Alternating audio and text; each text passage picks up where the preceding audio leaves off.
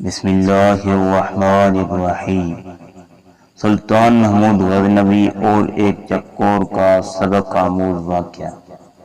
سلطان محمود غزنوی کے پاس ایک شخص ایک چکور لایا جس کا ایک پاؤں نہیں تھا۔ جب سلطان نے اس سے چکور کی قیمت پوچھی تو اس شخص نے اس کی قیمت بہت مہنگی بتائی۔ سلطان حیران ہو کر اس سے پوچھا، اس کا ایک پاؤں بھی نہیں ہے، پھر بھی اس کی قیمت اتنی زیادہ کیوں بتا رہی ہو؟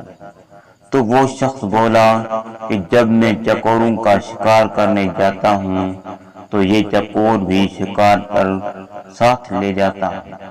وہاں جال کے ساتھ اسے باندھ لیتا ہوں تو یہ بہت عجیب سی آوازیں نکالتا ہے اور دوسرے چکوروں کو بلاتا ہے۔ اس کی آوازیں سن کر بہت سے چکور آ جاتے ہیں اور میں انہیں پکڑ لیتا ہوں۔ سلطان محمود غزنوی نے اس چکور کی قیمت اس شخص کو دے کر چکور کو ذبح کر دیا۔